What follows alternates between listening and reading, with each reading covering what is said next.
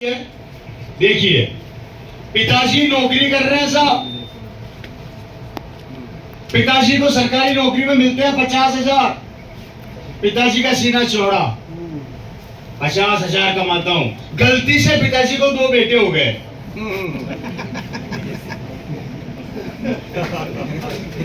क्या हो गए? गलती से पिताजी को 2 बेटे हो गए।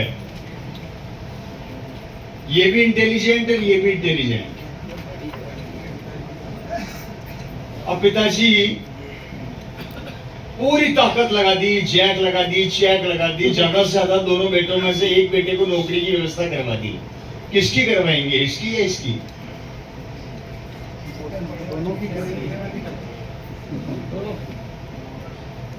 आंकड़े बताते हैं एक फादर एक समय के अंदर अपनी पूरी पावर लगा के एक आदमी को सरकारी नौकरी दिलवा सकता है, अगर वो अप्रोचेबल है तो। और नहीं है तो कुछ भी नहीं दिलवा सकता। Right sir? मैं आज उल्टे तरीके से ले रहा हूं, वैसे तो प्रैक्टिकली संभव नहीं है ये, लेकिन मैं फिर भी ले रहा हूं। क्या आपके में से कई लोग ये सोचते हैं कि हम तो करवा देंगे, हम तो तुर्रम खा है। क्या है हम? उस तुर्रम खा को पकड़ रहा हूं आज। मैं तो कह रहा हूं कि आपने चेक लगा के नौकरी की व्यवस्था कर दी साहब। ये रवि शर्मा जी यहाँ मंत्री बने बैठे हैं। मैंने बोला ठीक है रामलाल जी, आप अपने बेटे को ले आओ, मैं नौकरी लगवा दूंगा, लेकिन 1 की लगवा सकता हूँ, 2 की नहीं लगवा सकता। बोले सर आप तो 1 की लगा दो। अब आप घर पे आए मिठाई का डब्बा लेके, हाँ मैंने सेटिंग कर ली, मेरा एक बेटा नौकरी लग जाएगा सरकारी। अब कौन से के लगवाओगे?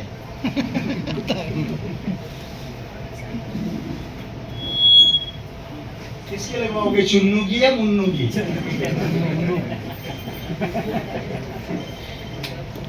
चुन्नू के लगवाते हो तो मुन्नू सर फोड़ देगा, और मुन्नू के लगवाते हो तो चुन्नू हाहाकार मचा देगा। अब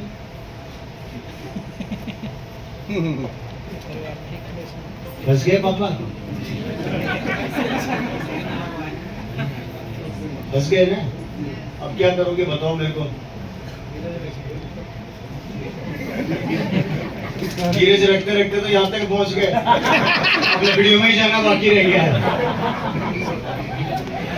ये बड़ा खूबसूरत शब्द है हमारे पास, धीरज रखो। सब्र का फल मीठा होता है, ज्यादा सब्र करेगा तो सड़ भी जाता है। आई बात समझ रहे? सब्र भी एक लिमिट तक अच्छा लगता है, उससे ऊपर सब्र का फल भी सड़ जाता है फल को। ये कैलकुलेशन आप समझो सर, ये कड़वा सत्य है। कैसे सरवाइव करेंगे ये बच्चे? Right sir? आप इसको नहीं लगा सकते, इसको नहीं लगा सकते, चलिए तो नौकरी खत्म, अब आप कर ही नहीं सकते। इसकी लगा दी तो इसकी बीवी खून पी जाएगी, इसकी लगा दी तो इसकी बीवी खून पी जाएगी, और परिवार अलग। जिस परिवार को आप बांध कर चलना चाहते थे, आज वो परिवार के टुकड़े होने से आप रोक ही नहीं सकते। सही बात। अब रोक के बता दो मेरे को।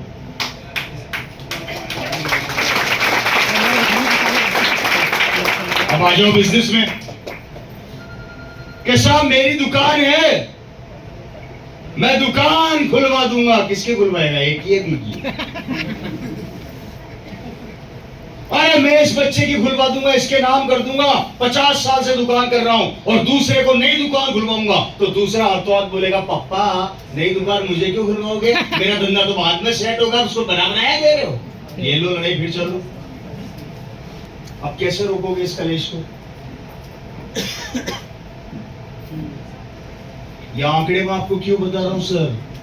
ये हर घर की कहानी हो रही है। कहानी सिर्फ एक है, वो है पैसा, वो है मनी, वो है एक अच्छी जिंदगी, और वो है घर की खुशियां जो हर आदमी ढूंढना चाहता है। और मरते हमेशा ये लोग हैं, और ये इसलिए मरते हैं क्योंकि ये पुरानी परंपरा को छोड़ना नहीं चाहते और नए समाज जमाने के साथ चलना नहीं चाहते।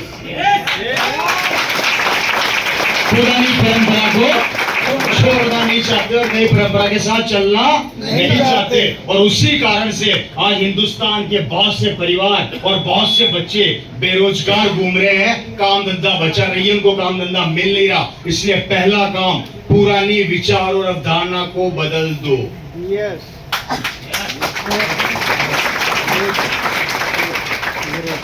लेकिन नहीं बदलेंगे।